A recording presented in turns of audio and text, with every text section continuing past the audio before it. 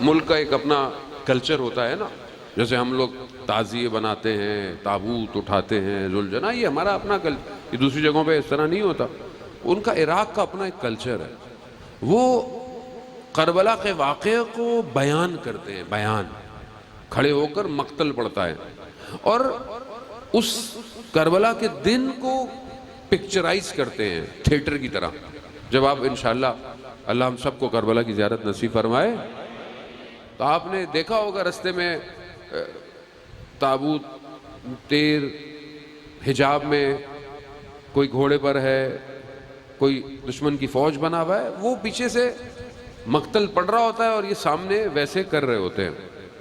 ایک شخص تھا کربلا میں جو ہر سال یہ سب ہوتا تھا تو وہ شمر کا کردار ادا کرتا تھا، اور جو شمر نے کیا تھا اس کو اسی طرح کپڑے پہن کر پڑھتا تھا۔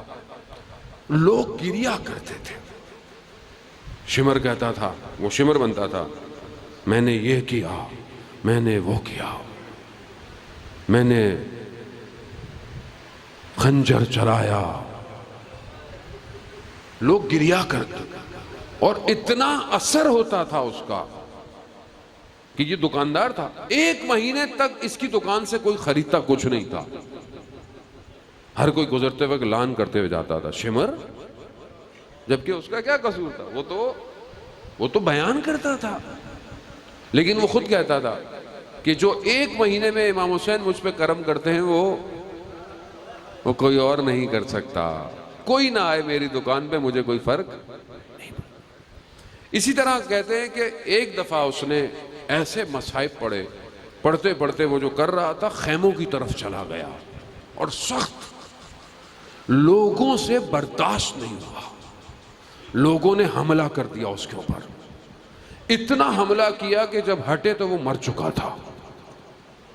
اس نے کردار ایسا ادا کیا، لیکن اس شخص کا عمل اتنا بڑا تھا، علماء اس کے گھر پہ آتے تھے، کہتے ہیں 3 دن تک نجف کے حوضے میں تعطیل رہی اس کی وجہ سے، بڑے بڑے 2 دفعہ نجف میں اس کا جنازہ پڑھایا گیا اور اسے حرم امام حسین میں دفنایا گیا۔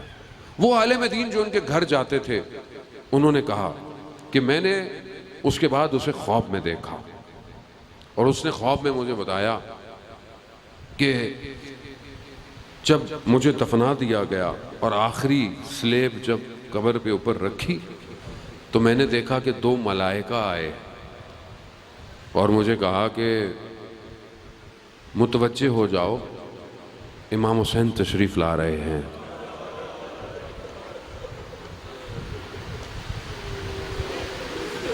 کہا میں نے دیکھا تو امام حضرت عباس کے ساتھ۔ میں نے کہا مولا معاف کر دے، مجھ سے غلطی ہو گئی، میں تو صرف مقتل پڑھتا تھا۔ امام نے کہا نہیں، تم گھبراؤ نہیں، تم اس کے شمر نہیں ہو، تم تو ہمارے ہو۔ کہا مولا، کہا ہماری ماں نے بھیجا ہے ہمیں کہ جاؤ، وہ ہمارے عزاداروں کو گریہ کرواتا تھا، وہ قبر میں آج اکیلا نہیں ہونا چاہیے۔ اللہ اکبر۔ ہر خدمت کے بدلے میں امام کریم ہے۔ یہ مت سمجھا کریں کہ میں کوئی کام کرتا ہوں تو ان کی بارگاہ میں ہر چیز عظیم ہے۔ جب ایسے میں امام حسین نے کہا ہمارے لیے نہیں پڑھو گے جو تم پڑھتے ہو؟ کہا مولا مجھے معاف کر دے۔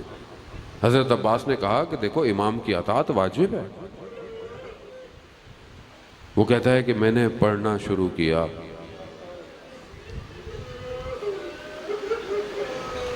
میں نے کند خنجر چلایا،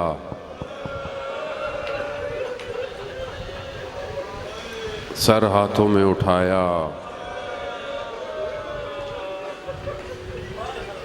میں نے خیموں کو آگ لگائی۔